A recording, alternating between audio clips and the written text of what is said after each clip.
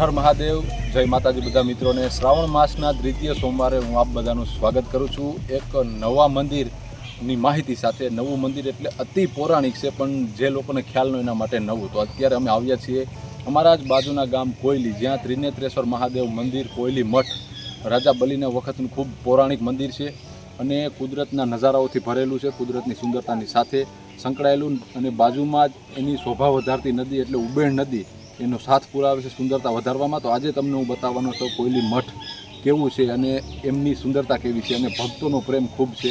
તો આજે અમે આવ્યા છીએ, અમારા સરપંચ શ્રી દિલાભાઈ એમને આજે મહાદેવને થાળ ધર્યો છે અને એના આમંત્રણને આપણે માન આપી અને આવી ગયા છીએ। તો આજે તમને કોયલી મઠની શેર કરાવો મિત્રો। ચેનલ પર ન હોય તો સબસ્ક્રાઈબ કરી વિડીયોને લાઇક કરી દેજો અને હાલો મારી સાથે મહાદેવના દર્શન કરજો।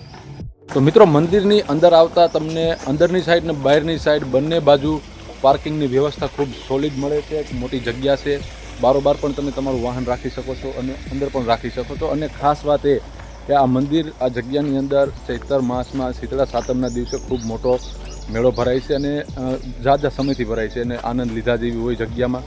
તો એક વખત મુલાકાત લેજો મેળાની। અને આપણી યુટ્યુબ ચેનલની અંદર એક બે વિડીયો પડ્યા છે શીતળા સાતમના મેળાના, ચેક કરવા હોય તો કરી શકો છો, મળી જશે। અને આપણે હવે અંદર જઈએ આગળ।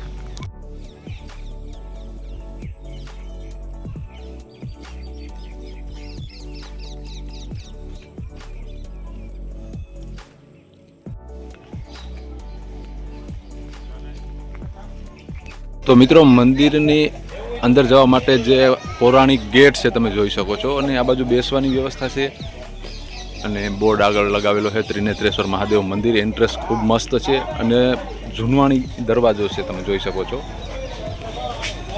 જો સાગના લાકડાનો બનાવેલો છે જૂનવાણી દરવાજો, એની આગળ આ છે। તો આપણે અંદર જઈએ।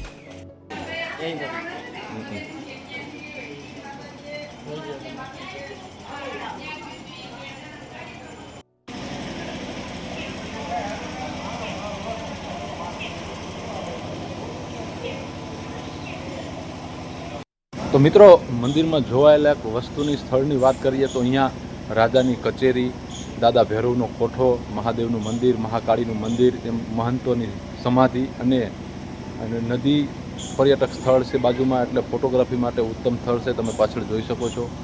અને આ બાજુ તમને થોડાક મેં દ્રશ્ય બતાવ્યા, તો નર્સરી પણ એકદમ સુંદર છે, તમે જોઈ શકો છો ભાઈ। જો તો ફોટોગ્રાફી માટે સુંદર પ્લેસ છે, તો મુલાકાત લઈ જજો એક વખત મિત્રો। આ જગ્યાની અંદર જ્યાં સિમેન્ટ લગાવેલો છે ત્યાંથી એક પૌરાણિક ગુફા હતી જે જૂનાગઢ જાતી હતી, એ અત્યારે કોઈને નુકસાની ના થાય એમના માટે બંધ કરી દેવામાં આવી છે। અને આ છે રાજાની કચેરી, જેમની અંદર મુલાકાત લીધા જેવી ઘણી વસ્તુઓ છે માહિતી માટે। અને હવે આપણે દર્શન કરીએ ભૈરવ દાદાના કોઠાના, જે સામે દેખાય ત્યાં। તો હાલો જઈએ। એને સાહેબ બનાવે છે।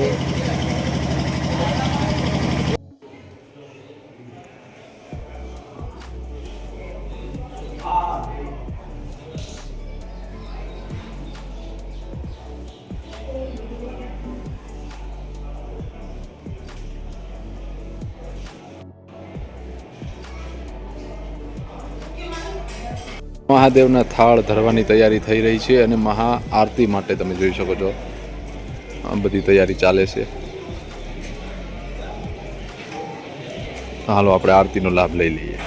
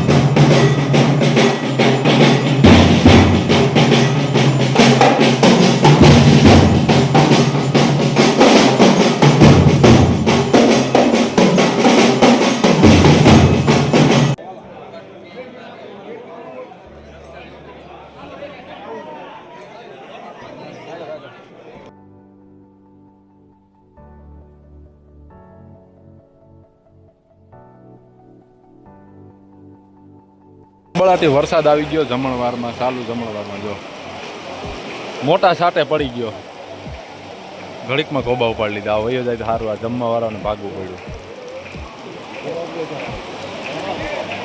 વરસાદ સારો આવી ગયો છે જો,